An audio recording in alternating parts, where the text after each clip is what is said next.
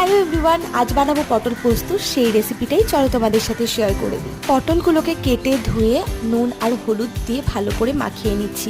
এরপর একটা বলে আমি বেশ অনেকটা পরিমাণে সাদা সর্ষে, একটু পরিমাণে কালো সর্ষে, আর এদিকে আমি নিয়েছি পোস্ত অনেকটা পরিমাণে। তো এটা গরম জল দিয়ে ভিজিয়ে রাখলাম। আর এদিকে মশলাটা তৈরি করার জন্য আমি কিছু টমেটো, আদা, কাঁচা লঙ্কা আর নুন দিয়ে পেস্টটাকে বানিয়ে রাখলাম।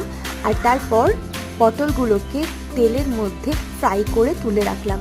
দেন একটু শুকনো লঙ্কা আর কালো জিরে ফোড়ন দিয়ে তার মধ্যে সামান্য পরিমাণে আমি দিয়েছিলাম হলুদটা দিলে না রান্নাতে খুব সুন্দর একটা কালার আসে, সেই কারণে তেলের মধ্যে আমি হলুদটা দিয়ে দিয়েছিলাম। তারপরে যে পেস্টটা বানিয়েছিলাম সেই পেস্টটা দিয়ে ভালো করে কষানোর পর এর মধ্যে আমি নুন আর চিনি অ্যাড করেছিলাম। যখন মশলাটা থেকে তেল ছেড়ে দেবে তখন কিন্তু আমি ভেজে রাখা পটলগুলো দিয়ে তার মধ্যে কাঁচা লঙ্কা দিয়ে দেবো। বেশ কিছুক্ষণ লো হিটে ঢাকা চাপা দিয়ে রান্না করতে হবে, তাহলেই রেডি আমাদের পটল পোস্ত।